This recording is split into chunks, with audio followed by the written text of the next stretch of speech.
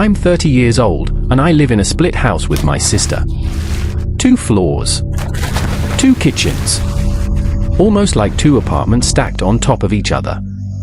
She has the downstairs. I have the upstairs. Most of the time, it feels like I live alone because she stays at her boyfriend's place a lot. He lives about half an hour away, so she'll be gone for days at a time. This happened on one of those nights.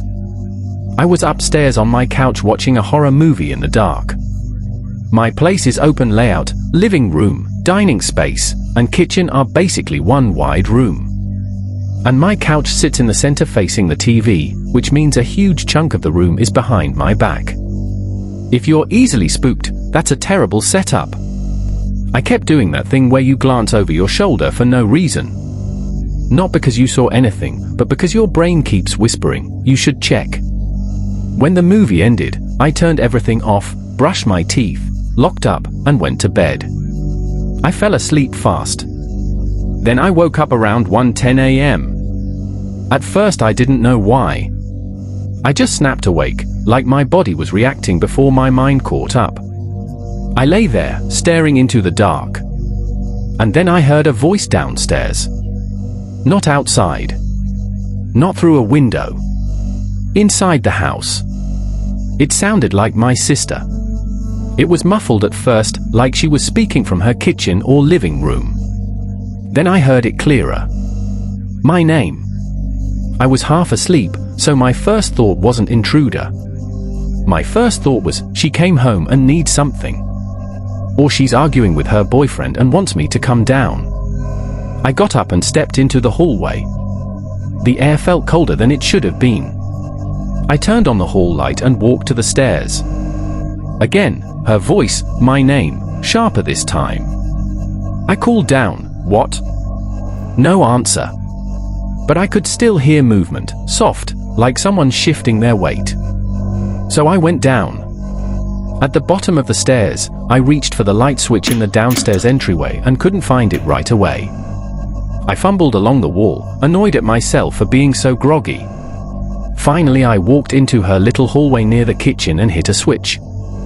A light came on, dim at first, like an old bulb waking up. And in that low light, I could see her whole living area. Empty. No sister. No boyfriend. No TV. No shadows moving. Nothing. I checked her living room. Then her bedroom. Empty. I stood there trying to convince myself I'd imagined it. So I called her name once, loud. Jen? No response. And then, right after I said her name, something dropped inside her bedroom. A small, sharp sound, like a plastic object hitting the floor. From the room I had just checked. I didn't investigate.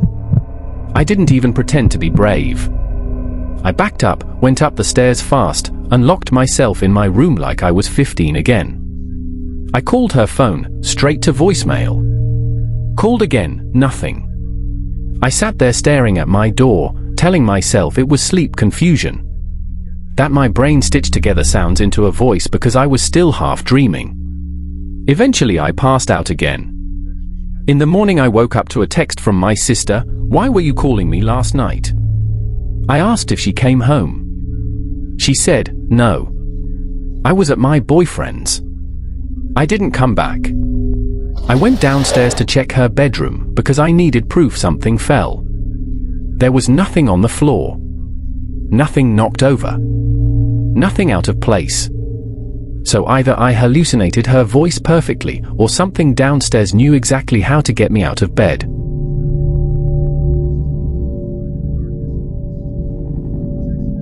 When I was 14, my mom worked brutal overnight shifts. Some weekends it was just me alone in the house until morning. One night I had a girl over, let's call her Alyssa. We watched a couple movies, laughed, ate snacks, normal teen stuff.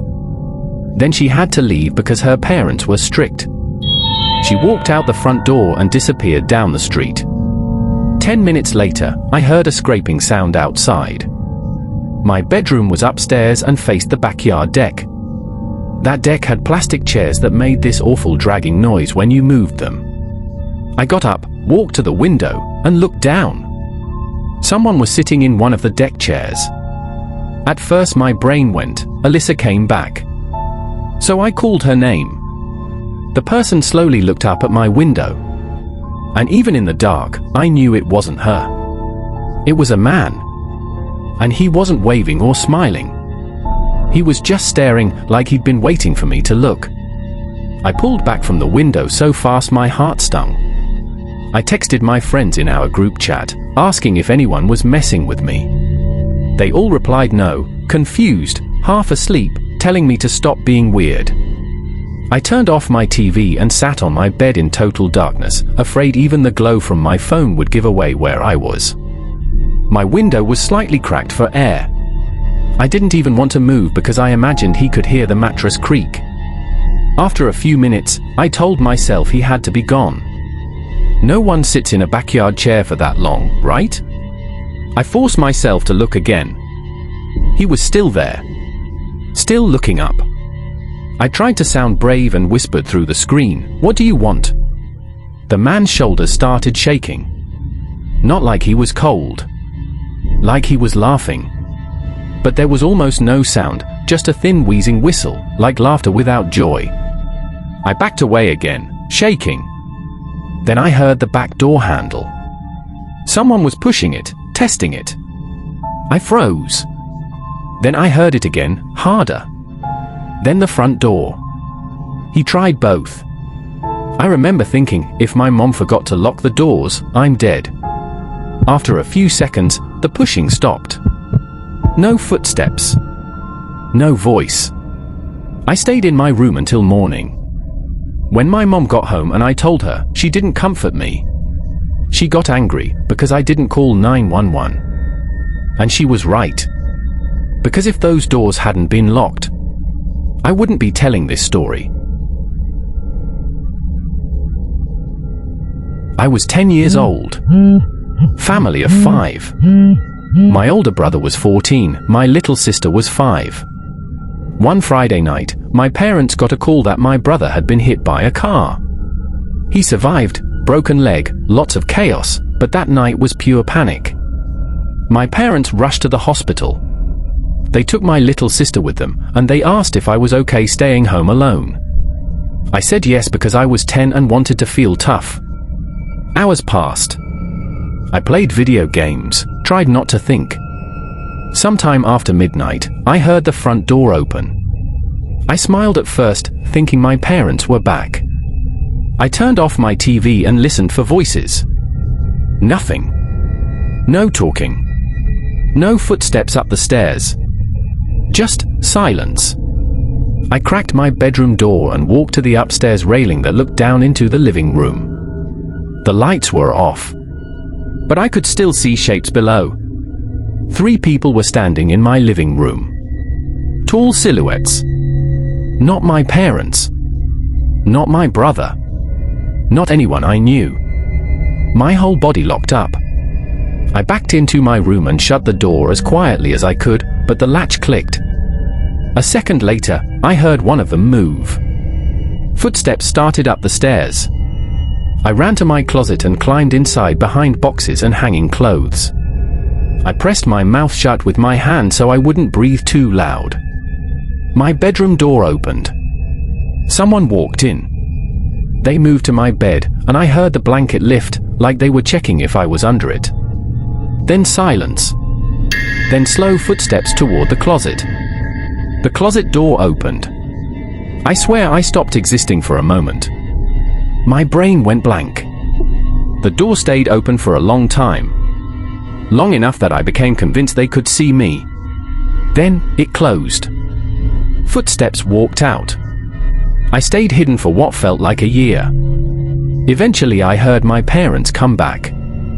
I ran downstairs crying. The front door was slightly open. Things were missing, small valuables. My parents realized in the rush, they never locked up. I still think about that closet door. Because I don't know if the person standing there saw me and decided not to do anything. Or if I survived by luck.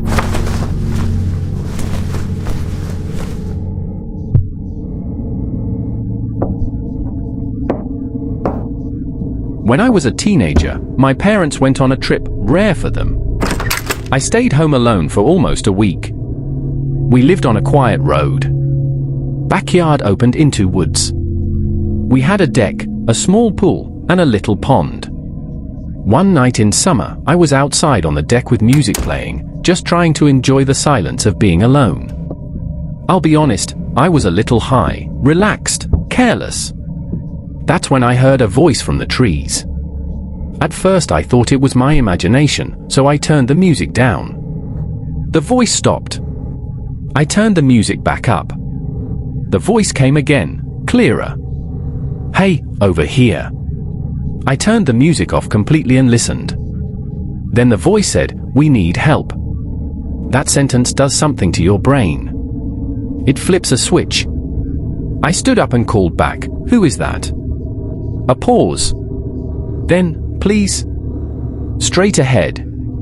Come help." The woods were maybe 20 yards away. I walked down the deck steps onto the grass, still thinking, maybe someone is hurt. I said, "Where are you?" The voice answered instantly, "Right in front of you." "I see you." That made my stomach drop. Because if he could see me, why couldn't I see him? I asked, "Are you alone?" No answer. I stopped halfway to the tree line. Every instinct I had screamed no. So I walked backward toward the deck, refusing to turn my back on the woods. I got inside and locked every door. A few minutes passed. Then the voice again, closer now, no longer from the woods. From my backyard. I heard splashing near the pond. I went to the window, and at first I saw nothing. Then the voice, right outside, "I see you." And I noticed a head peeking from behind the pool. Just a head. Like he was hiding, enjoying it. I shut the blinds. I sat on the couch trying to ignore it, pretending I wasn't home. Then came a violent banging on the glass. And the voice screamed help, like a performance. I snapped. I yelled back that the police were coming, over and over, trying to sound louder and crazier than him. On the other side of the glass, I heard laughter. Then footsteps, fading. That night I didn't sleep well. And after that, I stopped believing anyone yelling for help at night is automatically a victim. Sometimes it's bait.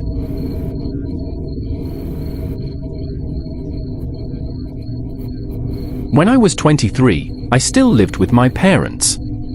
One afternoon they were out, and I was outside shooting hoops in the driveway. I looked up at one of our upstairs windows and saw a woman standing there. Not my mom. Not my sister. A stranger. The second she realized I saw her, she stepped back out of view. I ran inside, heart pounding. I searched every room upstairs. Then downstairs. Then the basement. Nothing. I was about to convince myself I imagined it when I remembered the closets. I checked them too. Empty. I was shaking, angry, embarrassed, like my brain had played a trick on me. I yelled into the house, "If someone is here, get out."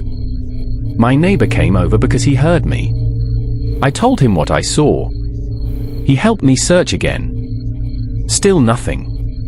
We assumed she slipped out through the back door, because earlier I'd left it unlocked when I went outside. That night I locked everything and tried to sleep. But I couldn't. My mind kept replaying her face at the window. Hours later, I was finally drifting off, and I heard a sound near the side of my bed. At first I thought it was the fan or the house settling. Then I heard it again. A soft scrape. Like someone shifting weight on carpet. I turned my head, and I saw her, crawling out from under my bed.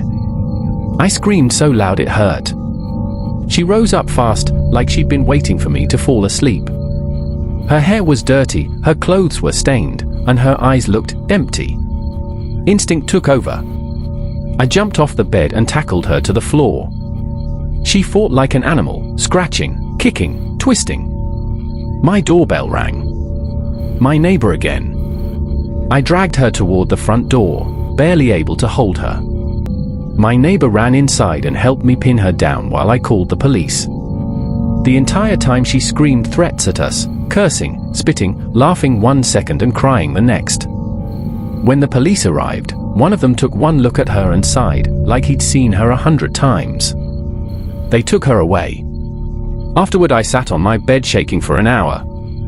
Not just because she was under my bed, but because I kept thinking about it. How long had she been there? How many hours was she listening to me breathe, waiting for the moment I couldn't fight back? If you enjoyed these stories, subscribe to Mr. Spookymare. New horror narrations are coming. And tonight, lock your doors. Because being home alone doesn't always mean you're alone.